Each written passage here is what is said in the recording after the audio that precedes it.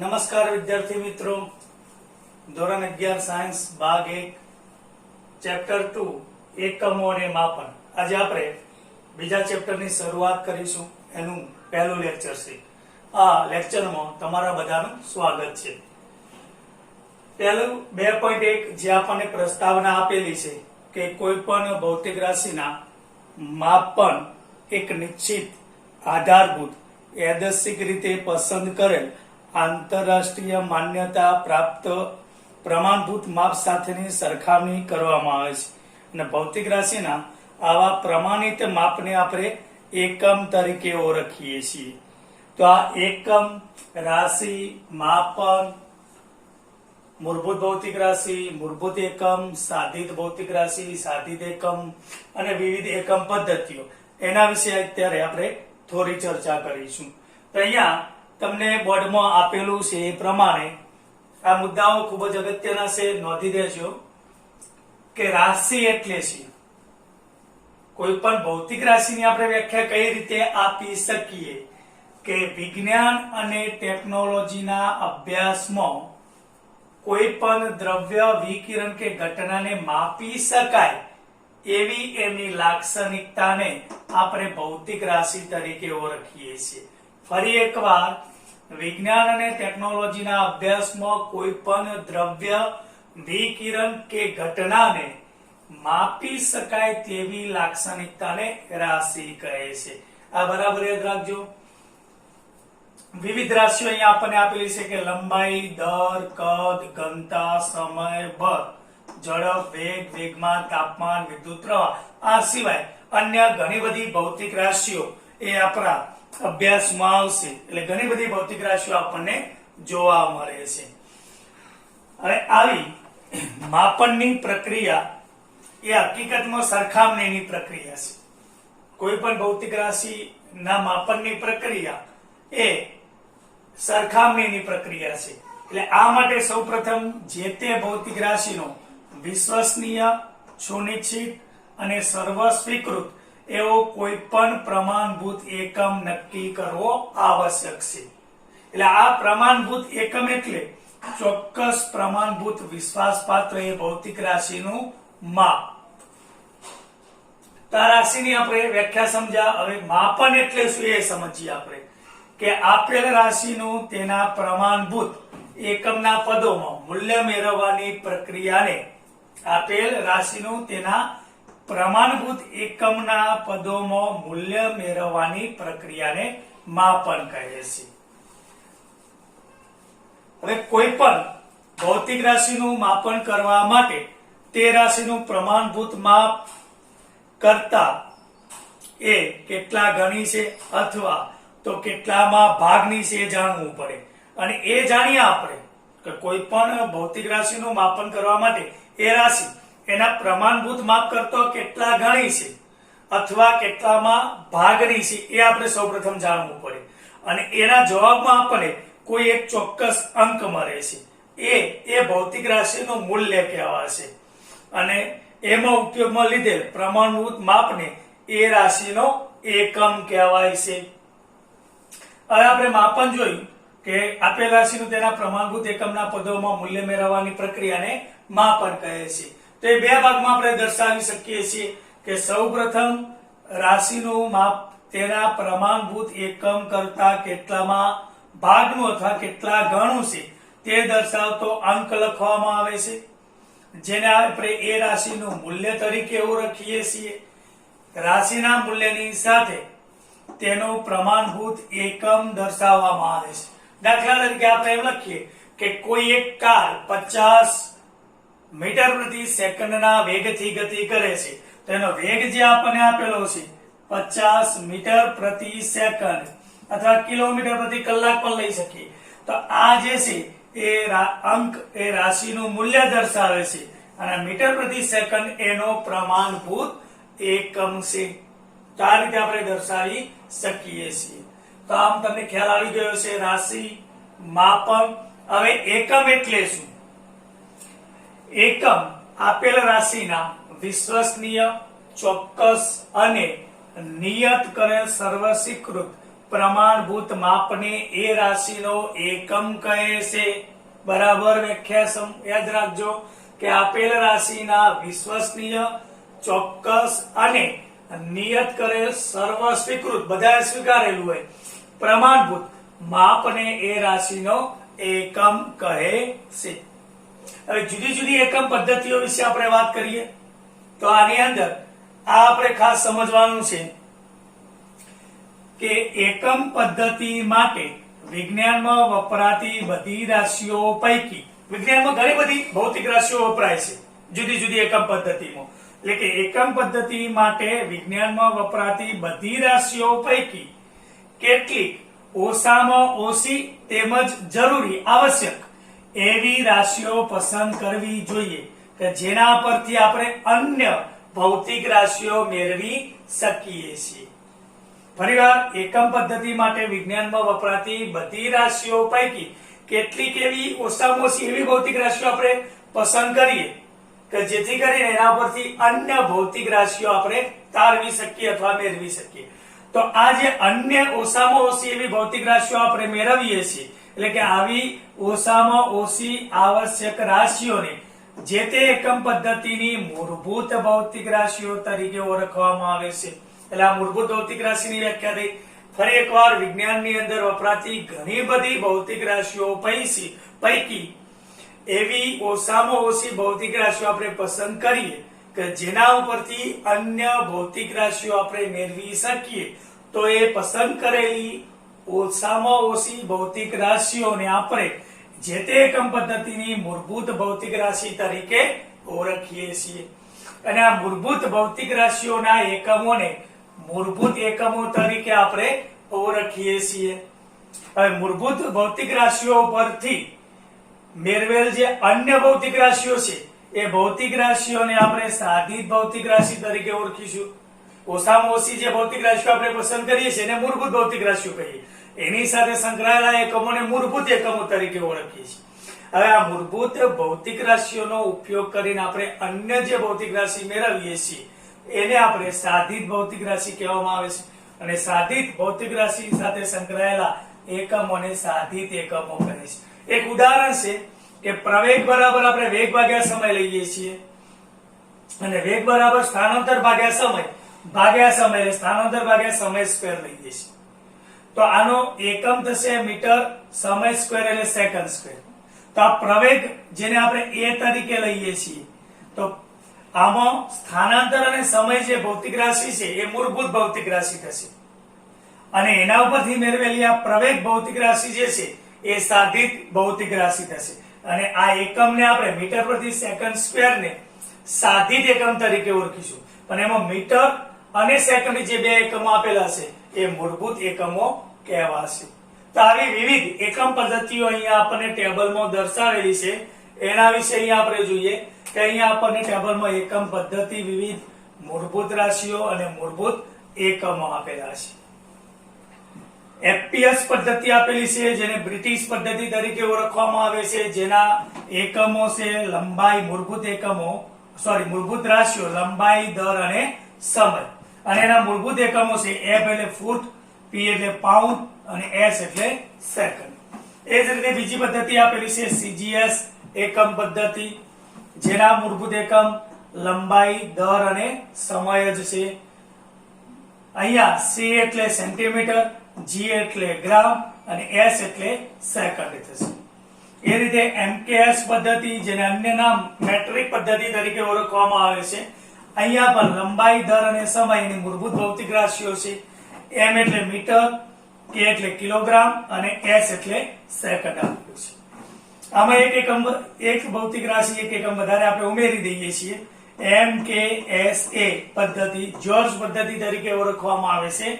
લંબાઈ, દર અને સમય જે હતા અને એમાં એક વધારાનો એ એટલે વિદ્યુત પ્રવાહ આપણે ઉમેરીએ છીએ, જેના એકમો છે મીટર, કિલોગ્રામ, સેકન્ડ અને એ એટલે વિદ્યુત પ્રવાહનો એકમ એમ્પિયર. હવે અહીંયા આ પદ્ધતિઓ પરથી મિત્રો આપણે જોઈ શકીએ કે જુદા જુદા દેશની અંદર પોતાની એકમ પદ્ધતિઓ હોય. એક ઉદાહરણ દઈએ આપણે કે આપણા દેશનું, ભારત દેશનું ચલણ એ રૂપિયો છે. એટલે ભારત દેશમાંથી કોઈ વસ્તુ આપણે ખરીદવી હોય તો રૂપિયા નો ઉપયોગ કરવો પડે, જે આપણું ચલણ છે. પણ અન્ય દેશમાં જઈએ, યુએસએ માં જઈએ તો ત્યાં ડોલર ચાલે છે, તો ત્યાં આપણે રૂપિયાનું ડોલરમાં કન્વર્ટ કરવું પડે, તો ત્યાંથી આપણે કોઈ વસ્તુ ખરીદી શકીએ.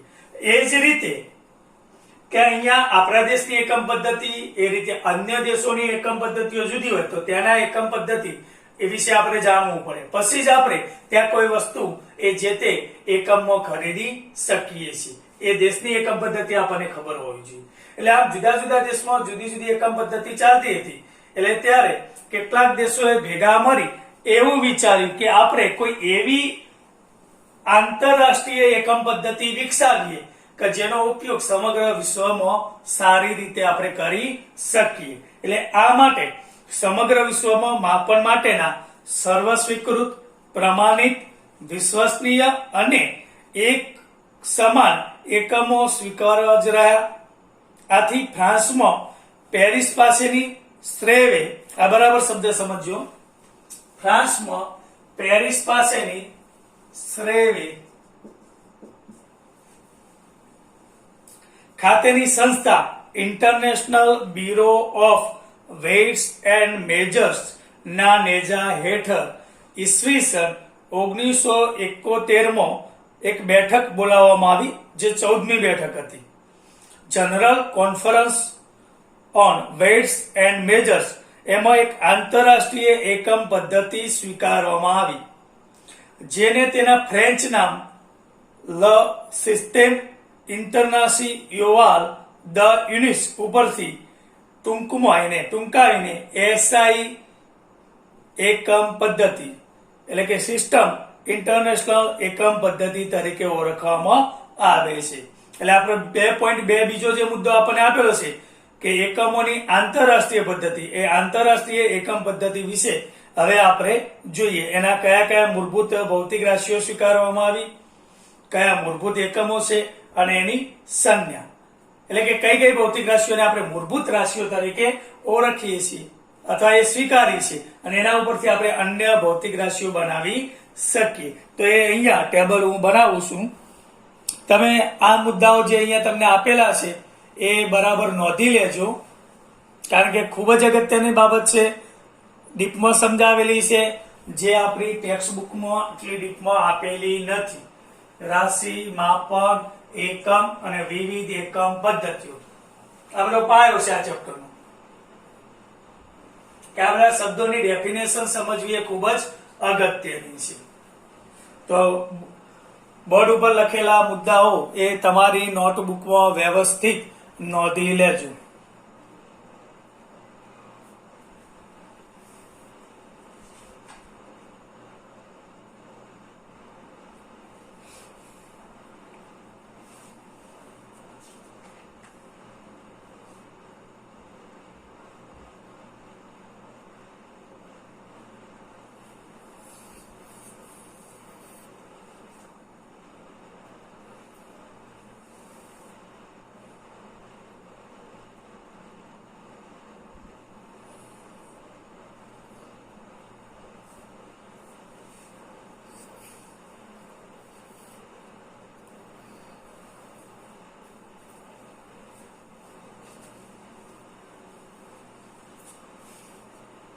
જો તમે આ બાજુનું નોંધી લીધું હોય તો હવે હું કાઢી અને આગળ આંતરરાષ્ટ્રીય એકમ પદ્ધતિ વિશે અગત્યના મુદ્દાઓ લખું છું.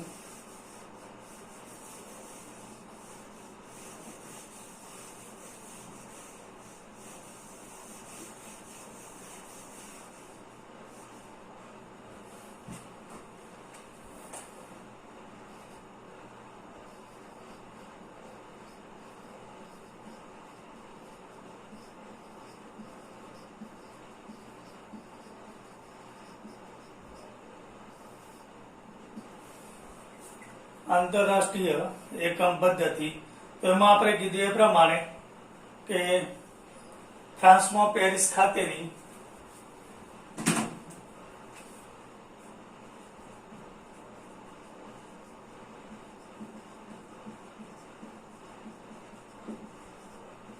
સંસ્થાનું નામ છે સ્ત્રેવે.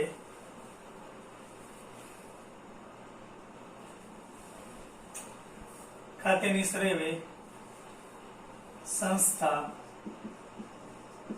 સંસ્થાનું નામ લખીએ હવે આપણે ઇન્ટરનેશનલ બ્યુરો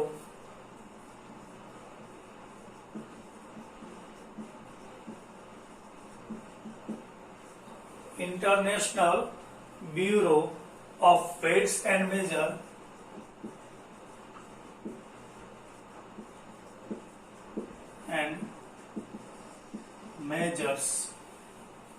મેન મુદ્દા લખીએ છીએ.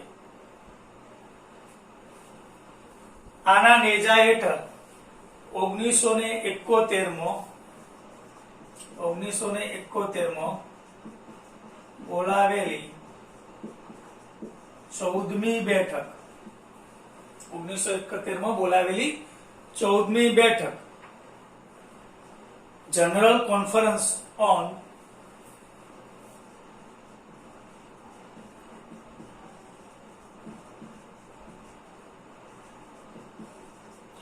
on weights and measures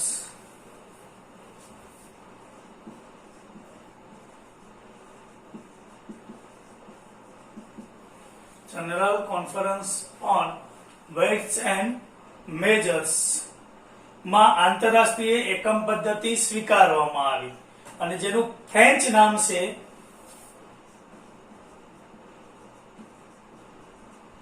આ જાણકારી માટે આપણને આપેલું છે લ system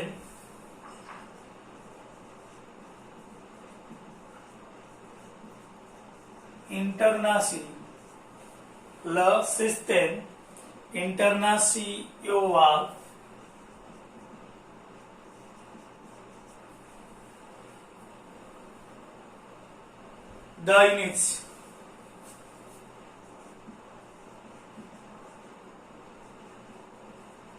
the units la system international the units ઉપરથી ટૂંકાવી આના ઉપરથી એને ટૂંકાવી અને ટૂંકમાં આપણે એસઆઈ સિસ્ટમ ઓફ ઇન્ટરનેશનલ એકમ પદ્ધતિ તરીકે ઓળખીએ છીએ. તો આ ઇન્ટરનેશનલ એકમ પદ્ધતિમાં સ્વીકારેલ 7 મૂળભૂત ભૌતિક રાશિઓ, એના એકમો અને એની સંજ્ઞા આપણે ખાસ યાદ રાખવાની છે. અહીંયા કોષ્ટક દ્વારા એ બતાવું છું.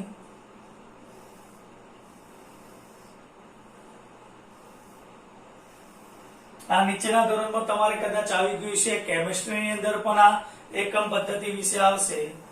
અહીંયા આપણે ક્રમ લખીએ છીએ, મૂળભૂત ભૌતિક રાશિનું નામ લખીએ છીએ, એના એકમ અને અહીંયા લાસ્ટમાં સંજ્ઞા લખીએ છીએ. ક્રમ, મૂળભૂત ભૌતિક રાશિ, એના મૂળભૂત એકમો અને એ એકમોની કઈ સંજ્ઞા સ્વીકારીએ છીએ એ સંજ્ઞા લખીએ છીએ. 1 નંબરમાં આપણે લઈએ લંબાઈ. લંબાઈ એ મૂળભૂત ભૌતિક રાશિ છે અને એનો મૂળભૂત એકમ મીટર લઈએ છીએ આપણે અને એની સંજ્ઞા સ્મોલ એમ છે. 2 નંબરમાં આપણે દર લઈએ છીએ જેનો એકમ કિલોગ્રામ લેવામાં આવે છે અને એની સંજ્ઞા સ્મોલ કેજી છે. ભૌતિક રાશિના એકમોની સંજ્ઞા લખવાના પણ કેટલાક ચોક્કસ નિયમો છે, એ પ્રમાણે જ આપણે એને લખી શકીએ. 3, લંબાઈ, દર અને સમય જેનો એકમ સેકન્ડ એસ સ્મોલ એસ. 4, વિદ્યુત પ્રવાહ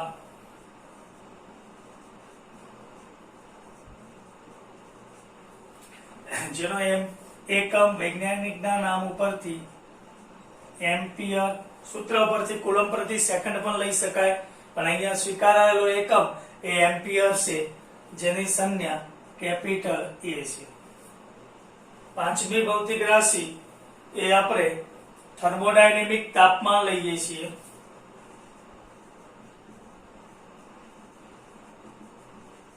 થર્મોડાયનેમિક તાપમાન જેનો એકમ કેલ્વિન લઈએ છીએ મૂળભૂત એકમ, અને જેની સંજ્ઞા કેપિટલ કે છે.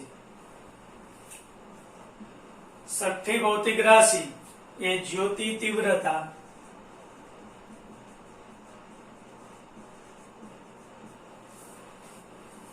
ભૌતિક રાશિ જ્યોતિ તીવ્રતા છે. એનો મૂળભૂત એકમ એ કેન્ડેલા, અને જેની સંજ્ઞા સેડી છે. અને સાતમી મૂળભૂત ભૌતિક રાશિ, જેનો આપણે કેમિસ્ટ્રીમાં વારંવાર ઉપયોગ કરીએ છીએ, દ્રવ્યનો જથ્થો, જેનો એકમ મોલ અને સંજ્ઞા સ્મોલ mol લઈએ છીએ. તો આ 7 મૂળભૂત ભૌતિક રાશિઓ છે. આ એના મૂળભૂત એકમો છે અને આ એની સંજ્ઞા છે. આ સંજ્ઞા પ્રમાણે જ એને દર્શાવવામાં આવે છે. અને આ 7 ભૌતિક રાશિઓ ઉપરથી આપણે ઘણી બધી અન્ય ભૌતિક રાશિઓ મેળવીશું, જેને આપણે સાધિત ભૌતિક રાશિ તરીકે ઓળખીએ છીએ, જે અહીંયા દર્શાવેલું છે. તો આ તમે તમારી નોટબુકમાં નોંધી લેજો.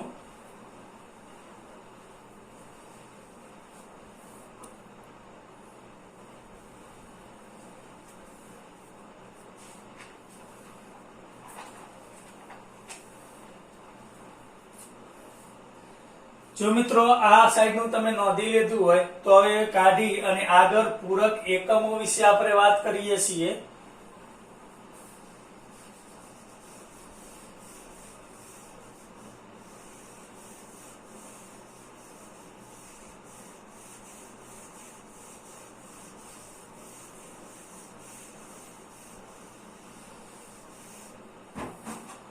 પૂરક એકમો વિશે જોઈએ આપણે.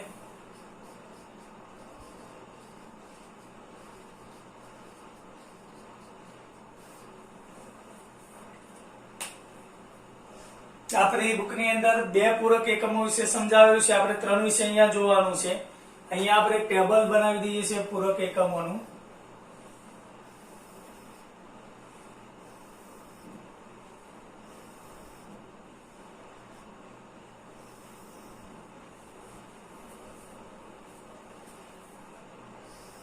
ક્રમ લઈએ છીએ પૂરક ભૌતિક રાશિ, એના એકમો અને આગળ જોયું તે પ્રમાણે સંજ્ઞા.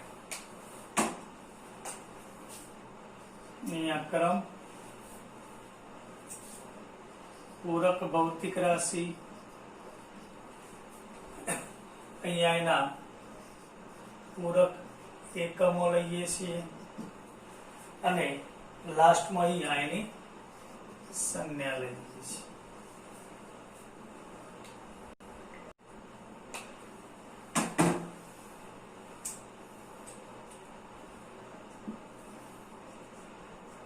એક નંબરમાં પૂરક ભૌતિક રાશિ પહેલી સમતલ કોણ લઈએ છીએ.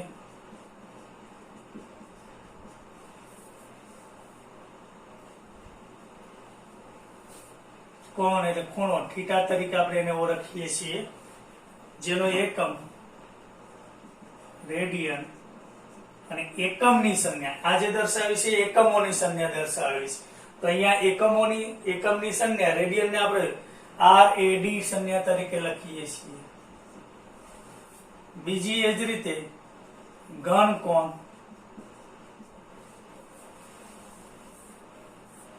જેનો એકમ ઘન કોણને અહીંયા આપણે ઓમ તરીકે લઈએ છીએ. ઓમ તો વિદ્યુત પ્રવાહનો એકમ છે, અને ઓમેગા કહીશું, ઓમેગા તરીકે ઓળખીએ છીએ. સ્ટીરેડિયન એનો એકમ છે.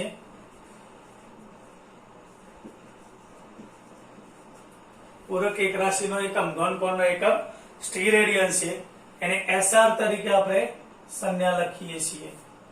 આ બે તો આપણને બુકમાં આપેલી. ત્રીજી અહીંયા સાથે સાથે સમજીએ રેડિયો એક્ટિવિટી.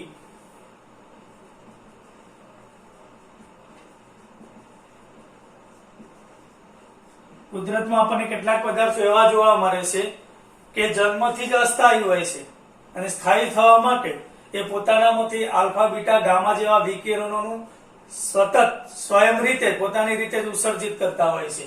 તે ઘટનાને આપણે રેડિયો એક્ટિવિટી તરીકે ઓળખીએ છીએ. એનો એકમ છે બેક્વેરેલ,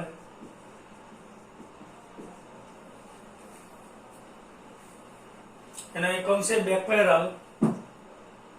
અને એની સંજ્ઞા આપણે બીક્યુ તરીકે લઈશું.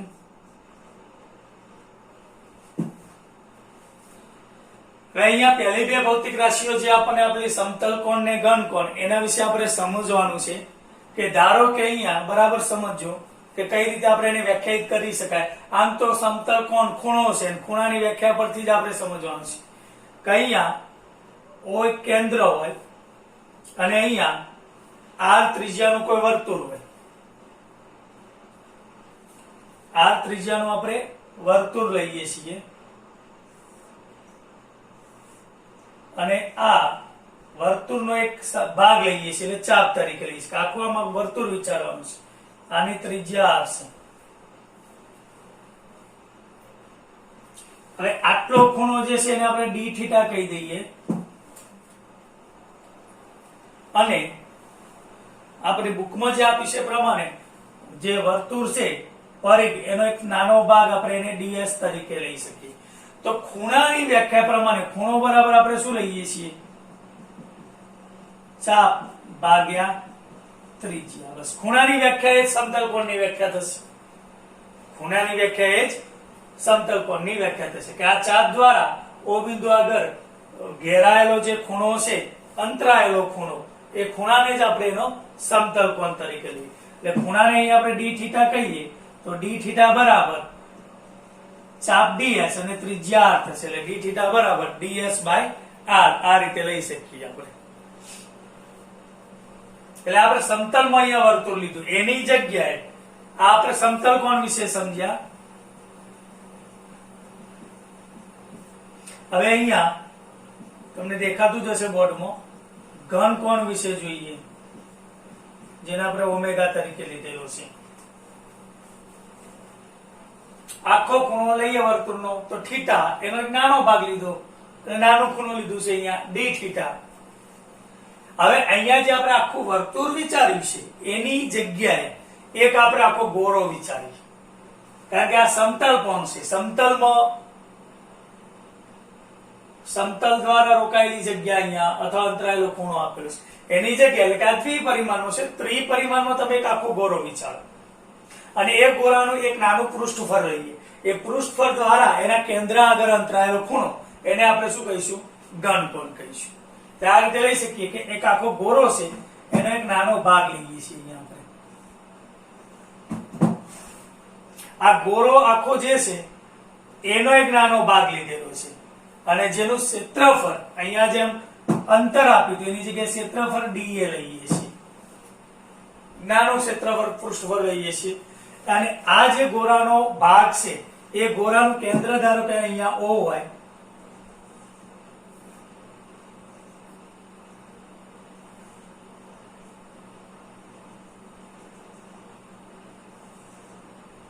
તો અહીંયા જે ખૂણો રોકાયેલો છે અથવા અંતરાયેલો છે એને આપણે ડી ઓમેગા કહીશું.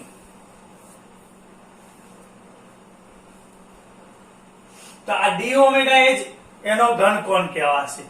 એટલે અહીંયા જેમ અહીંયા બરાબર સમજો કે બે ત્રિજ્યાઓ આપેલી હતી સમજવા માટે અથવા યાદ રાખવા માટે તો ds બાય r લીધી એક ત્રિજ્યા લીધી.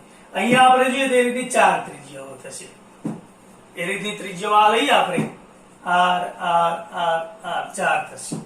અડધી લેવાની એટલે અહીંયા ઘનકોણ બરાબર ઘનકોણને આપણે ડી ઓમેગા લીધો છે તો ડી ઓમેગા બરાબર જેમ અહીંયા લંબાઈ ચાપની લંબાઈ લીધી હતી ds એની જગ્યાએ આ જે પૃષ્ઠ લીધું છે એનું પૃષ્ઠફળ અથવા ક્ષેત્રફળ એટલે dA. અહીંયા બે હતી તો નીચે એક લીધી તો અહીંયા યાદ રાખવા માટે સમજવા માટે છે ચાર છે તો અહીંયા બે લઈશું r into r એટલે r સ્ક્વેર. એટલે ઘનકોણ ડી ઓમેગા બરાબર dA બાય r સ્ક્વેર અહીંયા આપણે લઈશું. આ બંને ભૌતિક રાશિના કોઈ પરિમાણ ના મળે પરિમાણ રહિત ભૌતિક રાશિ અહીંયા આપણને આપેલી છે. તો આ પૂરક ભૌતિક રાશિની મિત્રો આપણે વાત કરી. પૂરક ભૌતિક રાશિઓની અહીંયા આપણે વાત કરી છે. તો આ લેક્ચરમાં આપણે અહીંયા સુધી રાખીએ છીએ. નેક્સ્ટ લેક્ચરમાં અહીંયા આપણે આના પછીના લેક્ચરમાં આગળ ભૌતિક રાશિનો એકમ કેવો હોવો જોઈએ એકમની લાક્ષણિકતાઓ શું હોય એના વિશે જોઈશું. અહીંયા આપણે જોઈ લઈએ. ચલો અત્યારે સમય છે તો અહીંયા આપણે આગળ જોઈ લઈએ છીએ. આગળનો પોઈન્ટ આપણો છે સમજવાનો, જે જૂની ટેક્સ્ટબુકમાં આપણને આપેલું હતું, નવીમાં આપેલું નથી, કે આપેલ ભૌતિક રાશિનો એકમ કેવો હોવો જોઈએ. જૂની ટેક્સ્ટબુકમાં 3 મુદ્દા એના આપેલા હતા, આપણે વિસ્તૃત કરીને વધારે સમજીએ છીએ. એની અંદર કદાચ પ્રશ્ન કોઈ આપણને પૂછે તો પરીક્ષામાં પૂછાય કે ભૌતિક રાશિનો એકમ કેવો હોવો જોઈએ, એટલે એકમની કઈ લાક્ષણિકતાઓ હોવી જોઈએ, એકમની કઈ લાક્ષણિકતાઓ હોવી જોઈએ. તો અહીંયા પહેલો મુદ્દો અહીંયા જોઈએ આપણે. હું ટૂંકમાં લખું છું અહીંયા, તમે સાથે સાથે જો આ મુદ્દા નોટબુક ની અંદર નોંધતા હોય તો હું બોલું એ પ્રમાણે નોંધતા રહેજો.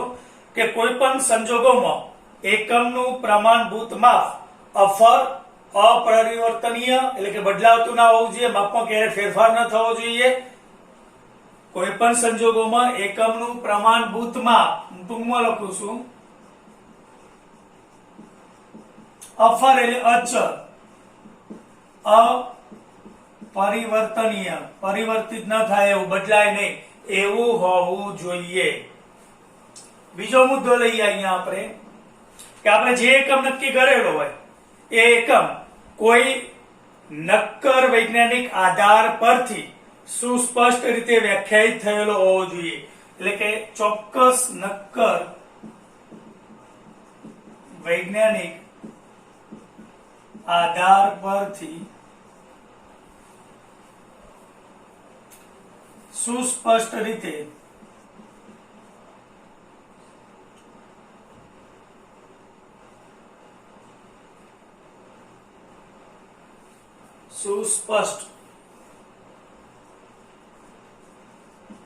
વ્યાખ્યાયિત થયેલો હોવો જોઈએ. ત્રીજો મુદ્દો, એકમ અને એનું પ્રમાણભૂત માપ વિશ્વસનીય, સર્વસ્વીકૃત અને સાતત્યપૂર્ણ હોવું જોઈએ. જે તે એકમ અને એનું પ્રમાણભૂત માપ એ વિશ્વસનીય, બધાએ સ્વીકારેલું, સર્વ સ્વીકૃત અને એકદમ સાચું એટલે કે સાતત્યપૂર્ણ હોવું જોઈએ. ચોથો મુદ્દો જોઈએ કે એકમના પ્રમાણભૂત માપની પ્રતિકૃતિ, એનું મોડેલ સહેલાઈથી બનાવી શકાય એવી હોવી જોઈએ. જે એકમ આપણે નક્કી કર્યું કે કોઈ વસ્તુનું વજન માપવા માટે આપણે કોઈ વસ્તુ લઈએ તો કિલોગ્રામ કહીએ છીએ, તો કિલોગ્રામનું વજન એવું મૂકવામાં આવે, તો એ જે છે પ્રતિકૃતિ એ સહેલાઈથી બનાવી શકાય તેવી હોવી જોઈએ. પાંચમો મુદ્દો, કે એકમ પરિશુદ્ધ માપન કરી શકાય તેવો હોવો જોઈએ.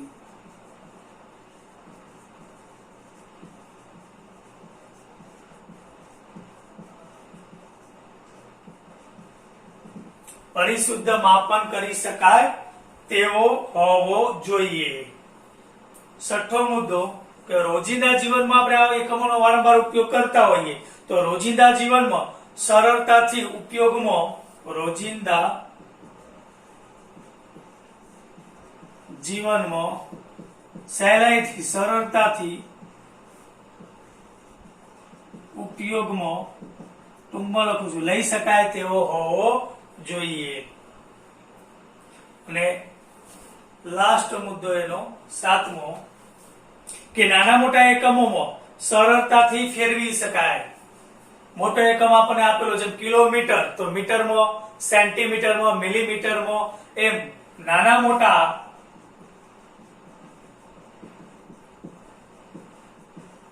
એકમોમાં સહેલાઈથી રૂપાંતરિત કરી શકાય તેવો હોવો જોઈએ. તો આ 7 મુદ્દા દ્વારા આપણે સમજાવી શકીએ કે એકમ કેવો હોવો જોઈએ અથવા એકમની લાક્ષણિકતા કઈ હોવી જોઈએ. તો આ એકમ કેવો હોવો જોઈએ એની લાક્ષણિકતાઓ આપણે લખેલી છે, એ તમે નોટબુકમાં નોંધી દેજો.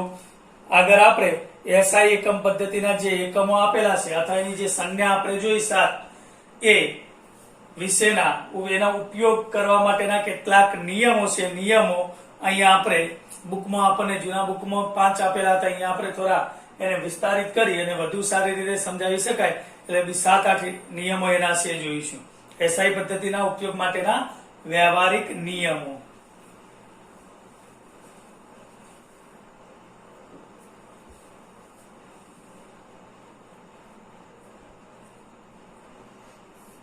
મિત્રો તમે આ નોંધી દીધું હશે. આટલું નોટબુકમાં લખી અને બરાબર તૈયારી કરી નાખજો. ખૂબ જ અગત્યનું છે. નાની નાની બાબતો છે સમજવી ખૂબ જ અગત્યની છે.